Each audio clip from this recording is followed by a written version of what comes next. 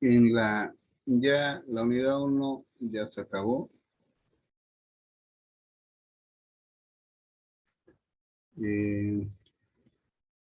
Tenemos lo que es el estudio de economía de movimientos, dice acá.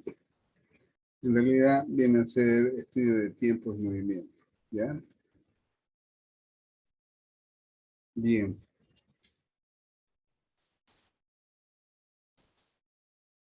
En base a lo que, a algunos casos o problemas o presentaciones que yo les mostré, vimos claramente de que el analizar los tiempos es muy importante en los procesos de producción, como así también de los movimientos, ¿no?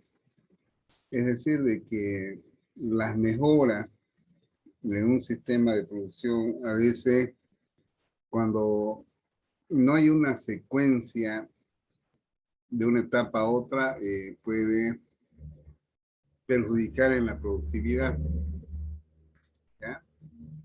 Entonces se puede dar esos casos. Y el otro está relacionado a establecer la importancia que tiene los tiempos también, ¿ya? Entonces, basado en ello, vamos a ver lo que viene a ser la economía de movimiento. Yo voy a buscar estudio de trabajo. Bueno, ya tengo jóvenes. Presentaciones. Estudio de trabajo.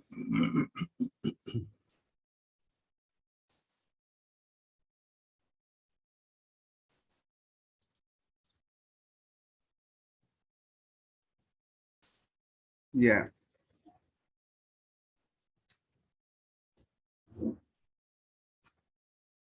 Voy a mostrarle un trabajo que gran parte de esos datos son reales. O son reales en realidad, porque son datos de los 10 años que yo trabajé en una empresa. Los apliqué, pese a que yo no soy ingeniero industrial, pero hice la aplicación de la importancia que tienen las variaciones de los tiempos en los sistemas de producción. Y por eso digo a veces que es como dice el dicho del caminante, se hace camino al andar, ¿no? Yo, todo aquello que sé, en algunos casos son aplicaciones de lo que nunca pensé que en su momento tendría una gran incidencia dentro de las empresas. En este aspecto, voy a compartir pantalla, ya estaba haciendo un preámbulo y fue el primer trabajo que hice aplicación de esta materia que estoy dando, sin conocerla mucho todavía.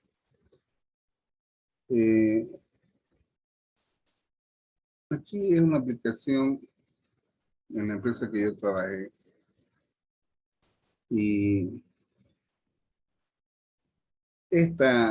bueno, lógicamente que la embotelladora que yo trabajé fue Eva y Eva posteriormente vendió la embotelladora y la compraron ex trabajadores de la cervecería Bucán. Ellos la compraron con la idea de empezar con gaseosa y después volver al rubro que ellos conocían que era la cerveza, pero nunca pudieron, ¿ya? Entonces, aquí, por ejemplo, hacer un análisis de todos los productos es complicado. Se elaboraba 10 tipos de productos, pero lo más importante eran aquellos que ocupaban más la línea de producción para 2 tipos de sabores. En los 10 años que estuve en esa embotelladora, lo que más se vendía, Eva, era la cola. Y después del sabor cola le seguía la papaya. Después se producía tutti frutti, lima limón, limón, soda, frutilla. La cuestión es que eran 10 productos, ¿ya? Y además de eso, se sacaba en envase PET y en botellas de vidrio. Entonces, cada una de los productos, de acuerdo a su tamaño, lógicamente que, y de acuerdo a la capacidad, más que todo de los de la llenadora, esos eran los que decidían el rendimiento de la producción.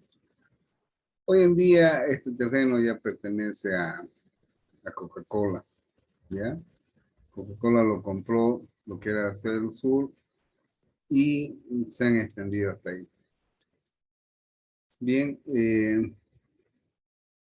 este estudio generalmente se centra para la producción de sabor cola en envase de 2 litros, por los volúmenes que se vendía de este producto. Bien, en este aspecto, pese a que estaba todavía chambón en esto, pero se hace un análisis del proceso, de la importancia que tiene de estandarizar las líneas, y ojalá fuese así nomás, ¿no? Si la envasadora tiene capacidad de 210, si por lo menos llegamos a, 200, a 180 botellas por minuto, 30 menos que la capacidad nominal, diríamos que estamos bien. Y, y si el que opera esa máquina es bueno y llega a ese valor de 180 en vez de 210, estamos muy bien. Una cosa es la capacidad nominal y otra cosa es la capacidad real, como también podemos tener volúmenes de producción que estén por debajo de la nominal y la estimada, ¿ya?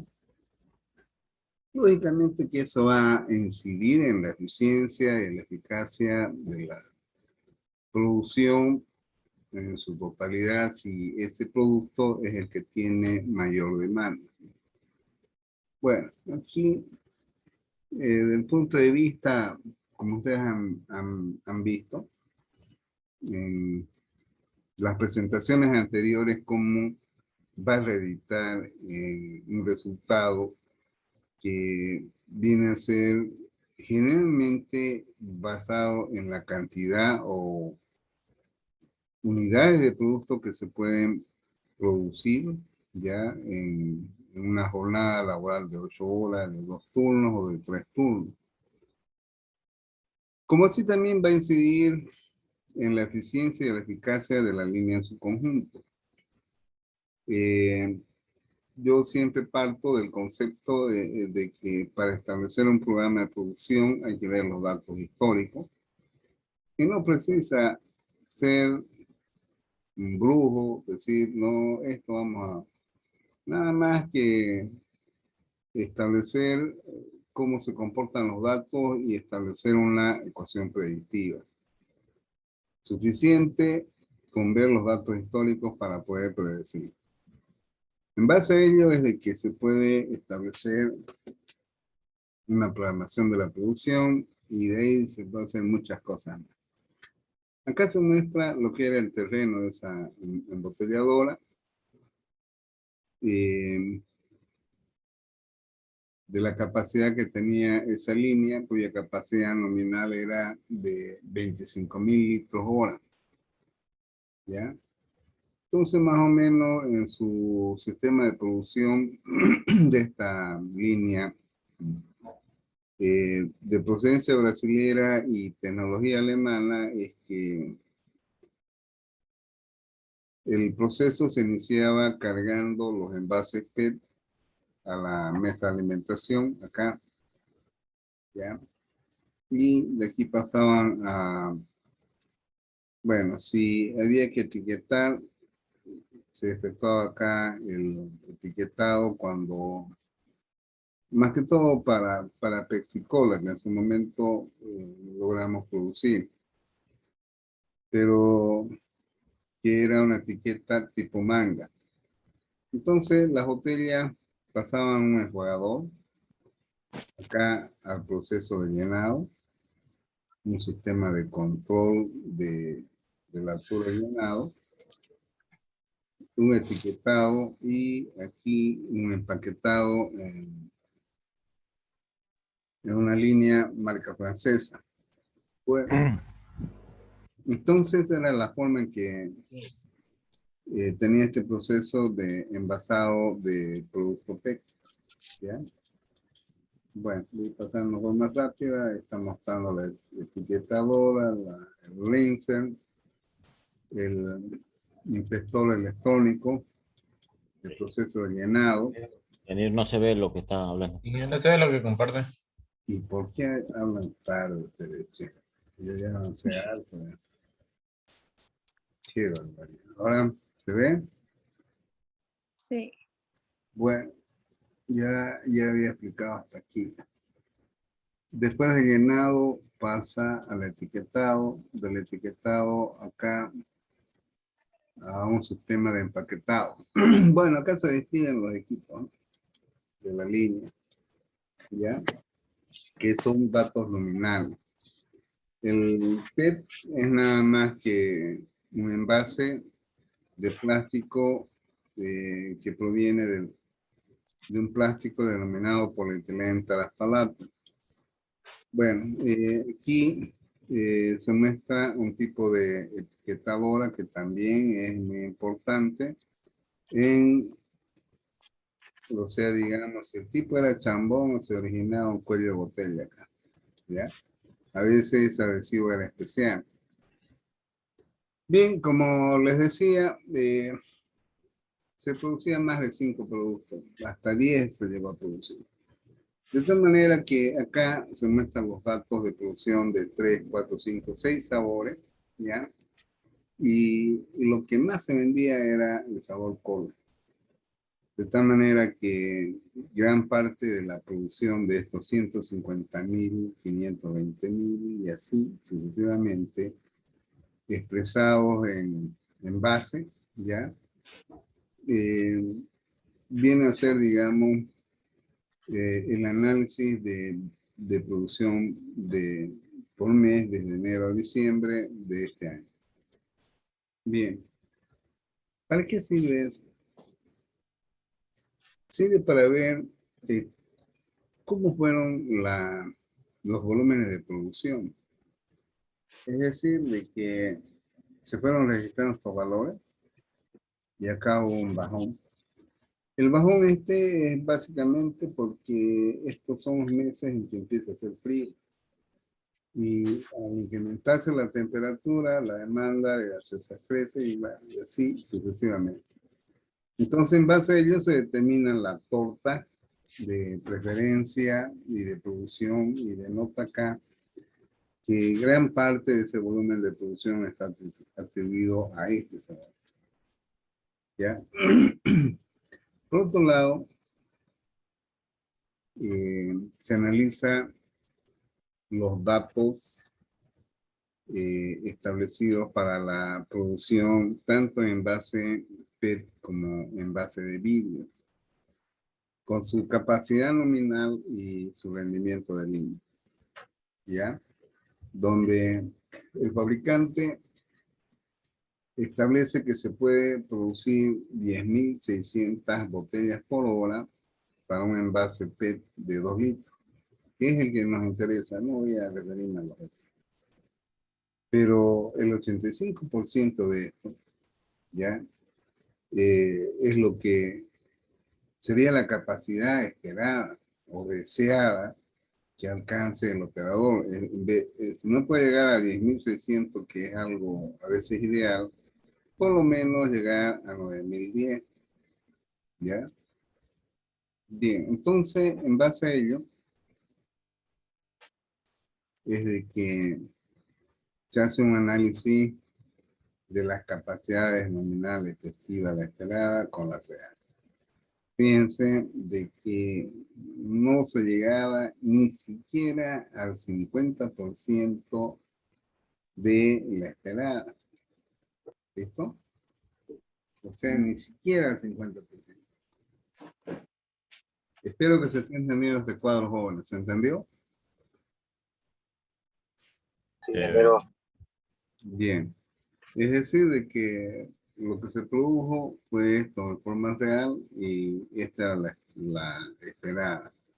Entonces, con respecto a la esperada, en la real solamente llegó hasta el 47%, menos por debajo del 50%.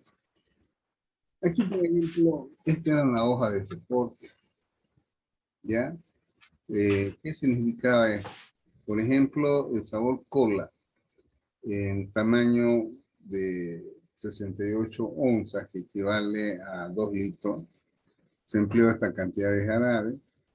La producción se inició a las 7 de la mañana y terminó a casi a las 6 menos 10. Y hubo esta producción de botellas. Esto generalmente lo reportaba el jefe de línea. Y él hacía entrega a los de expedición. De esta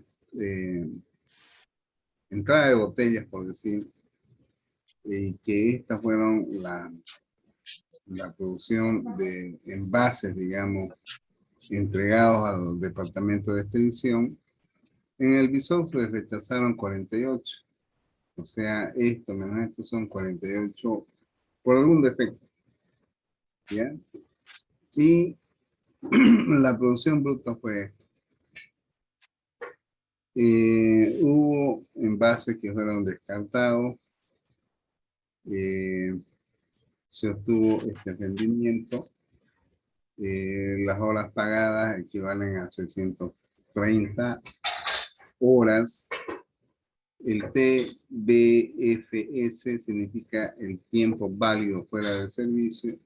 ¿Ya? La eficacia y la línea, como ustedes pueden observar, están por debajo del 60%. Y lo mismo para los otros sabores. En este aspecto, determinar esos términos, qué significa el tiempo válido fuera del servicio, qué es una parada operativa, qué es una eficacia de línea, qué es una eficiencia de línea. Generalmente esto, dependiendo del tipo de línea de producción, están relacionadas a algunos términos que se ve en los libros de ingeniería de método y de estudios de movimiento, ¿ya? Pero que es específico para esto. Entonces, aquí por ejemplo, si ustedes tienen un trabajador, a ver, me gustaría que nos aporte Marlene, Callarbo o alguno de ustedes con su experiencia laboral. Están trabajando y lamentablemente por ahí uno de sus compañeros dice, ¿sabes qué? Esperamos ratingo ir al baño. Ese ir al baño se debe considerar, ¿ya? Se debe computar. Por ejemplo, el jefe que yo tenía, desde el momento que yo entré, el tipo le decía al que recogía al personal, bueno, usted tiene que estar 10 minutos antes de las 7. Los trabajadores entraban a las 7 de la mañana. Pero ya a las 7 de la mañana no estaban, bueno, de ropa, ya estaban en su puesto de trabajo. Y esto implicaba de que tenía que asignarse personal permita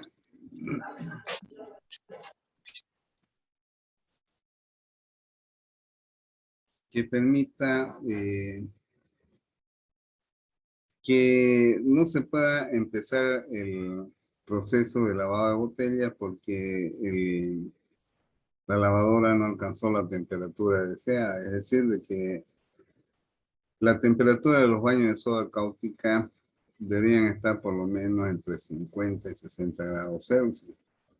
¿Por qué? Porque necesariamente el efecto de que la temperatura no esté en ese rango iba a generar muchos envases mal lavados y el índice de botellas rechazadas iba a ser grande. Entonces, ¿qué es lo que hacía? Daba una instrucción de que el sereno o el portero tenía que empezar a las 4 de la mañana a prender el caldero. El caldero a las 6, 6:15, 6:30 ya llegaba a la temperatura y presión de operación. Puede ser 6 o 7 kilos de presión, generando vapor sobresaturado. De tal manera de que ya el vapor tenía que ir entrando a los intercambiadores de calor donde estaban los estanques de baño de soda cáustica. Bien, en el caso de la universidad, cuando empezamos a arrancar el calderito que estaba ahí, ya yo lo incluía bueno, tenemos un muchacho que ha sido lo mejor que ha tenido la universidad en cuanto a personal de apoyo al laboratorio, y como ese, al momento, ojalá que se encuentre. El pelado ese aprendió, se lo capacitó cómo prender el caldero. Cuando yo tenía que hacer mis prácticas y los estudiantes entraban, bueno, ya me estoy olvidando incluso del horario de entrada. Nos entramos a las 8 o a las 7, pero la cuestión es de que al pelado le decía, por favor, si podés llegar a las 6:30 a prender el caldero, yo voy a entrar con los estudiantes 8, 8:30. Entonces ya tenía que haber vapor, ¿ya? Y empezamos a pasar vapor al tanque enchaquetado. Y eso es lo que mucha gente no sabe, ¿ya? Piensan de que es nomás agarrar y prender el caldero y como hacer una sopa, a las 2 horas ya está hecha la sopa, no. En este caso de un caldero es peor dependiendo del tamaño. Bueno, entonces había que ganar tiempo. O sea, el primero que estaba ahí básicamente era el que ponía en marcha el proceso de la lavadora, porque ahí se iniciaba el proceso. Mientras las botellas entraban a la lavadora y salían lavadas y entraban al proceso de inspección, en ese arranque operacional de la lavadora de botellas iba haciendo el enjuague de la línea. Es decir, que durante la noche se dejaba toda la línea con cloro alrededor de 10 partes por millón. Entonces había que botar agua. Ya el otro que era muy importante en su puesto de trabajo era el de sala de máquina, porque se tenía que poner en marcha los ablandadores, la planta de tratamiento de agua por sedimentación, circulación y enviar agua hacia la llenadora para expulsar toda esa agua que estaba con cloro que se había dejado la noche anterior. Entonces, imagínense, a las 7 ya la gente tenía que estar en su puesto de trabajo. A las 7:30 ya debería estar saliendo la primera botella.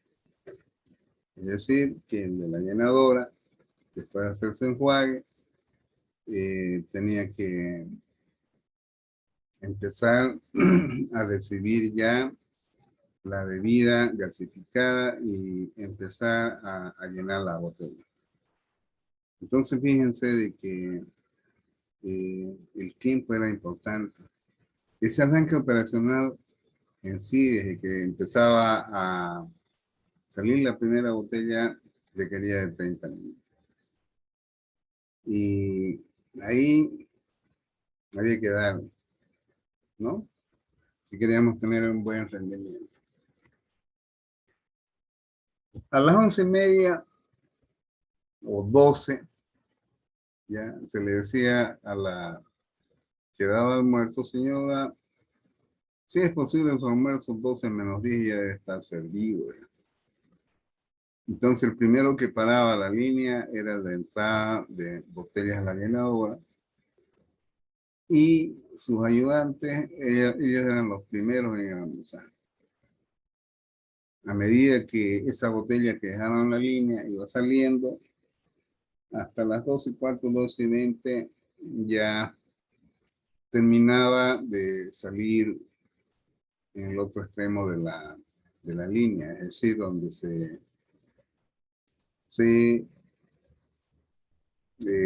cubrían los palos.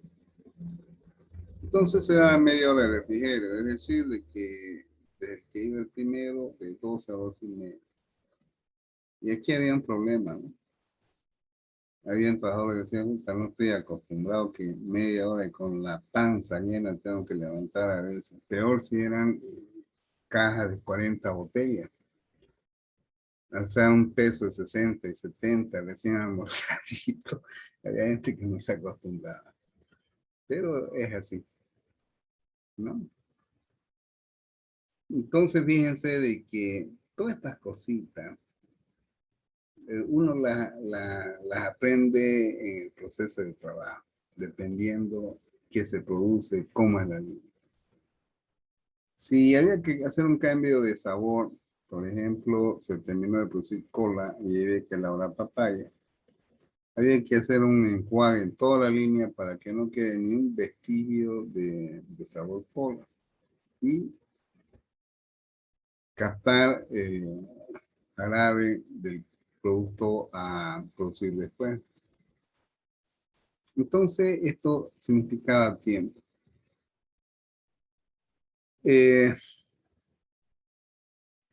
Por ahí, el motivo de parada podía ser de que el tipo era chambón en el etiquetado. Por ahí hubo fallas en el codificador, que había un tiempo que esta porquería era grave. A veces porque no mandaba el chorro de tinta sobre la tapa indicando la fecha y hora. Había que demorar, fíjense, 225 minutos de antes. ¿Ya? Si por ahí hubo un corte de energía eléctrica, igual. Perder 495 minutos. A ver, 3 por 6.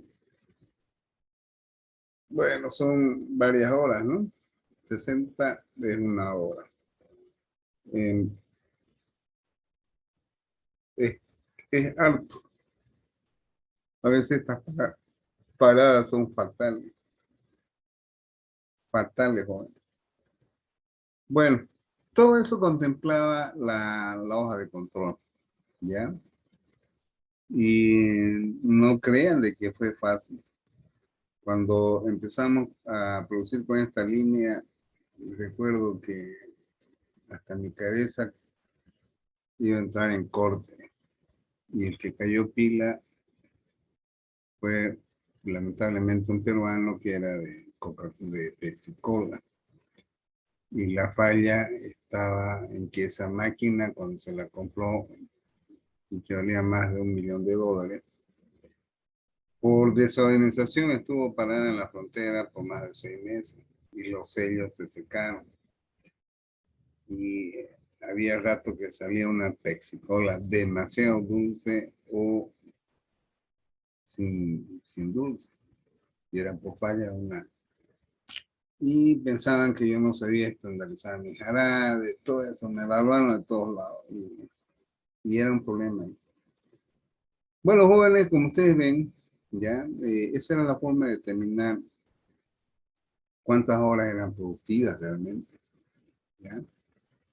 Lo que a veces los paros, imagínense tener una línea parada por horas de plata. Bueno, esa es la forma en que se contabilizaban los tiempos reales en la empresa que yo trabajé. ¿Ya? Entonces, acá, por ejemplo, ya se define que es un tiempo válido fuera del servicio. ¿Ya? Que es un tiempo operacional.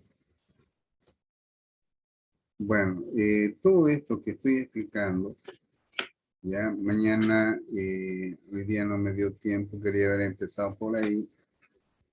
Algunas consideraciones que tienen en el estudio de tiempo. Por ejemplo, si el trabajador va a ir al baño, debe contabilizarse. Eso está contemplado en el estudio de tiempo. Pero no después para que el tipo vaya y se duerma en el baño más de media hora, ¿no? Ahí sí que perjudica, ¿no? Hasta eso tiene su tiempo. Bueno, jóvenes, voy a llamar a la lista. He visto de que hay 21 ahora. Hasta ayer eran 20. De todas maneras, ya posiblemente mañana empiece a elaborar el primer parcial. Ingeniero, tengo una pregunta. ¿Las clases van a ser de lunes a viernes o un día de descanso? El día viernes vamos a hacer solamente 1 o 2. Es que no se olviden que tenemos 16 clases. Este módulo va a ser grave. ¿Ya? Pero no 3. Yo lo estoy haciendo ahora de 3 porque me están controlando el tiempo. Y no crean, yo apenas llego al tercer round. En mi tiempo era bueno, pero ahora ya no. Lamentablemente ya estoy listo. Bueno, he visto 2 más. Sé que en la lista que voy a llamar tengo 19. Marlene. Presente, ingeniero. ¿Dónde está usted? Aquí. Ya, venga. 21. Muy bien, 0. Alejandra Arias. Presente, ingeniero. Muy bien. Roberto Junior. Presente, ingeniero. David Candia. Presente, ingeniero. Diana Carol. Presente, ingeniero. Milton Cortés. Presente, ingeniero. Esos muchachos así me gusta. Presente que ya está bien. Bismar Fuentes. Bismar.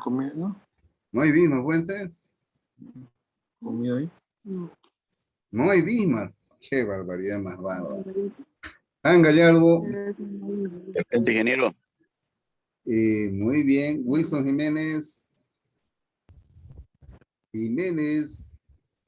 Presente. Ya. Iván. Presente, ingeniero. Raquel Jessica. Presente, ingeniero. Roger Luza. Roger. Presente, ingeniero. Ya. Eduardo Oña.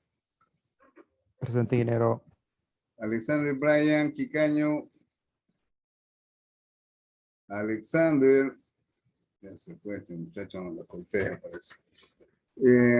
Fabiano Quiroga. Presente, ingeniero. Mauricio Adrián Sardán. Presente, ingeniero. Anthony Liberty. Presente, ingeniero. Y Miguel Ángel Vargas. Presente, ingeniero. Muy bien. Emanuel Vázquez Siles. Presente, ingeniero. Muy bien. Me faltan 2. No tengo su nombre. ¿Me pueden dar? ¿Quién falta? Buenas noches, ingeniero. Luis Fernando Paz Muy bien. Luis Fernando Paz. Suárez. Luis Fernando Paz Suárez. Ya. Me falta, Nico.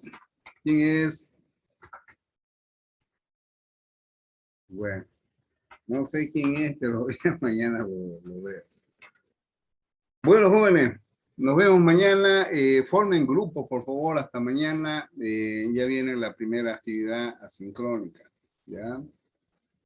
Posiblemente el viernes uno de declarativo un encuentro y de ahí para que trabajen en la sincrónica. Hasta mañana, jóvenes. Mañana, ingeniero. Buen Hasta descanso. mañana, ingeniero. Buen descanso. Hasta mañana. ingeniero. Hasta Me anota en su mañana. lista, ingeniero. Acabo de registrar materia. ¿Quién es? Nombre. Nayer Terraza.